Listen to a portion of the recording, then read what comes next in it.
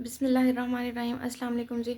अच्छा जी, जीआईटी में हमारा अगला टॉपिक है अक्यूट अपेंडिसाइटिस यानी कि इन्फ्लेमेशन ऑफ अपेंडिक्स। बहुत ही कॉमन और बहुत ही इम्पोर्टेंट टॉपिक है, क्लिनिकल्स के हवाले से भी और एमसीक्यूज़ के हवाले से भी। अभी मैं आपको बताऊंगी इसमें से एमसीक्यू आया कौन सा था, जो मैंने जो मुझे थोड़ा लगा था कि ये एक डिफरेंट टाइप है। तो क्या होता है, इन्फ्लेमेशन ऑफ अपेंडिक्स होती है। अब अपेंडिक्स की इन्फ्लेमेशन दो वजूहत की बुनियाद पर हो सकती है। या तो उसकी ऑब्स्ट्रक्शन हुई है, ठीक है, अपेंडिक्स का जो प्रॉक्सिमल पोर्शन है, ठीक है, यहाँ पे हमारे पास क्या हो गया है कि जनाब फीकल यानी कि जो स्टूल है, जो स्टूल मैटर होता है, वो उसने यहाँ पे ऑब्स्ट्रक्शन कर दिया है, जिसकी वजह से इसका पीछे जो ल्यूमन है ये सारा ऑब्स्ट्रक्ट हो गया, यानी कि क्लोज्ड लूप ऑब्स्ट्रक्शन हो गई है, क्लोज्ड लूप ऑब्स्ट्रक्शन हुई है, ठीक है। अब ये जो क्लोज लूप ऑब्स्ट्रक्शन हुई है, इसकी पेन कैसी होती है ये मैं आपको नेक्स्ट पढ़ाऊँगी। अच्छा, एक कॉज ये हो गई और दूसरी कॉज आ जाती है हमारे पास, ये हमारे पास ऑब्स्ट्रक्शन ज़्यादातर होती है एडल्ट्स में, ठीक है। और बच्चों में क्या होता है, लिम्फॉइड हाइपरप्लेजिया हो जाता है, ठीक है जी, लिम्फॉइड हाइपरप्लेजिया अपेंडिक्स में। तो क्या हो जाता है, अपेंडिसाइटिस हो जाता है, ठीक है जी। अब क्या होता है, ये जो क्लोज लूप ऑब्स्ट्रक्शन होती है, इसकी वजह से पेशेंट को पेन होती है, लेकिन वो पेन होती कैसे है, ये क्लोज लूप जो है, ये ऑब्स्ट्रक्शन जो है, ये विसरल फाइबर्स को, विसरल आफ्रेंट फाइबर्स को स्टिमुलेट करता है। विसरल आफ्रेंट फाइबर्स कौन से, T8 to T10 वाले, ठीक है। कौन से फाइबर्स, T8 to T10 वाले फाइबर्स। ये फाइबर्स जो हैं ये एब्डोमेन के ऊपर किस एरिया पे सप्लाई कर रहे होते हैं, मैं आपको अगर बताऊं ये। अच्छा, T8 to T10 फाइबर्स जो है यहाँ पे अम्बलाइकस के एरिया पे सप्लाई कर रहे होते हैं, मेनली अराउंड द अम्बलाइकस, ठीक है।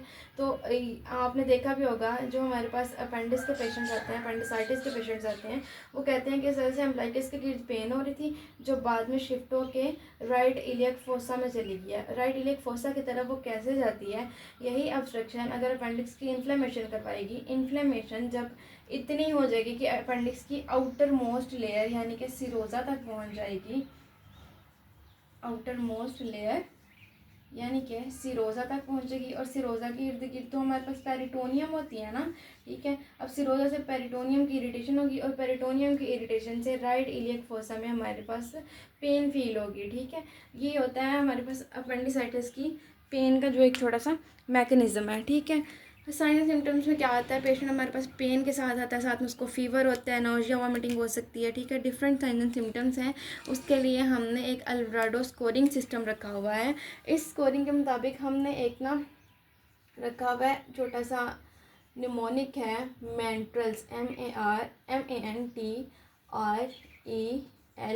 MEANTRELS, ठीक है जी। मेंट्रल्स में क्या है, M फॉर माइग्रेटरी पेन है, यानी कि अम्बलाइकस से माइग्रेट करके राइट इलियक फोसा में जाएगी, माइग्रेटरी पेन। A फॉर आ जाता है हमारे पास एनोरेक्सिया, ठीक है जी। N फॉर नोजिया और वोमिटिंग, ठीक है जी। T पर आ जाती है टेंडरनेस, राइट इलियक फोसा में पेशेंट को क्या होगी, टेंडरनेस होगी। उसके अलावा R पर आ जाता है रीबाउंड टेंडरनेस, ठीक है जी। और E पर आ जाता है हमारे पास elevated temperature, elevated temperature. L for leukocytosis आ जाता है, WBCs का रेट, WBCs का जो है ना वो क्या होता है, अमाउंट ज़्यादा हुई होती है। और S फॉर हमारे पास शिफ्ट आ जाता है, लेफ्ट और राइट शिफ्ट होती है WBCs की मेचोरिटी इमेच्योरिटी की बेस पे, ठीक है। इसमें ज़्यादा डिटेल में जाने की ज़रूरत नहीं है, अभी आपके एग्ज़ाम के हवाले से इतना ही याद रखना काफ़ी है, ठीक है। उसके अलावा कुछ और साइंस होते हैं हमारे पास। एक हमारे पास आ जाता है जनाब, एक हमारे पास आता है रॉब्सिंग साइन। ड्रॉप्सिंग साइन क्या है कि पेशेंट के हम राइट इलियक फोसा में इस जगह पे अगर हम प्रेशर अप्लाई करते हैं बहुत ज़्यादा, तो क्या होता है, सॉरी, पेशेंट के लेफ़्ट इलियक फोसा में जब हम प्रेशर अप्लाई करते हैं तो वो ये प्रेशर शिफ्ट होकर राइट इलियक फोसा तक जाता है, तो इस जगह पे पेशेंट को पेन फील होती है, ठीक है। ये है हमारे पास रॉब्सिंग साइन। लेफ़्ट इलियक फोसा में हम पेल्पेट करते हैं, डीप पेल्पेशन करते हैं, तो राइट इलियक फोसा में पेशेंट को पेन होती है, ठीक है। ये रॉब्सिंग साइन है। उसके अलावा एक सोआज साइन होता है, ठीक है। सोआज साइन क्या है, पेशेंट की जो लेग है उसको हम हाइपर एक्सटेंड करवाते हैं, यानी कि उसको at the level of thigh के लेवल पे हाइपर एक्सटेंड करवाते हैं। पीछे की तरफ पेशेंट को हम लिटाते हैं लेफ़्ट साइड पे, ठीक है, और उसकी राइट हिप के ऊपर हाथ रखते हैं और राइट जो लेग होती है ना उसको पीछे की तरफ ऐसे पीछे की तरफ उसको एक्सटेंड करवाते हैं, ठीक है। पेशेंट उस तरफ को लेटा हुआ है, हम उसकी लेग को पीछे की तरफ एक्सटेंड करवाएंगे। ये होता है श्वास साइन। अगर अपेंडिक्स जो है ना वो श्वास मसल के ऊपर पड़ी हुई है तो श्वास मसल को इरिटेट करेगी और पेशेंट को पेन होगी, ठीक है। इसके अलावा एक और साइन आ जाता है ऑब्चुरेटर साइन।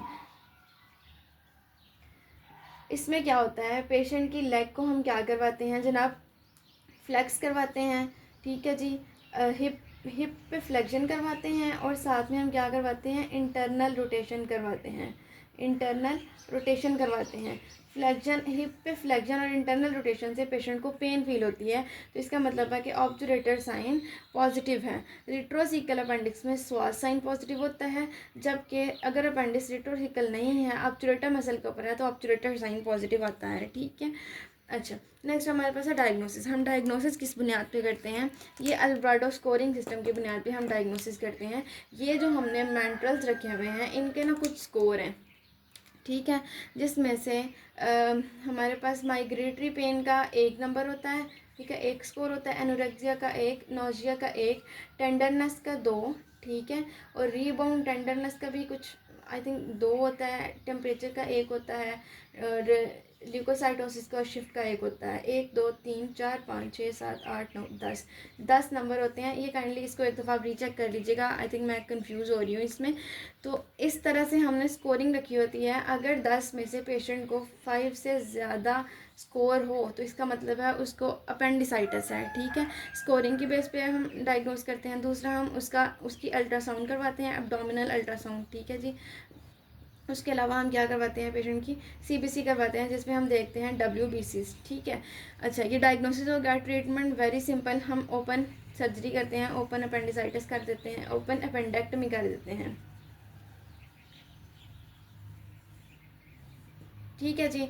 इसकी कॉम्प्लिकेशन पे क्या आता है, अपेंडिसाइटिस है ना, अपेंडिक्स की इन्फ्लेमेशन है तो वो परफोरेट कर सकती है, ठीक है। परफोरेशन से हमारे पास परफोरेशन से क्या हो सकता है, पेरिटोनाइटिस करवा सकती है, ठीक है जी, पेरिटोनाइटिस करवा सकती है, ठीक है जी। रप्चर्ड अपेंडिक्स या परफोरेटेड अपेंडिक्स के पेशेंट्स भी हमारे पास इमरजेंसी में रिपोर्ट होते हैं। ये था हमारे पास अपेंडिसाइटिस का छोटू सा टॉपिक। अभी तक आपको कोई मसला हो, you can ask me. Thank you.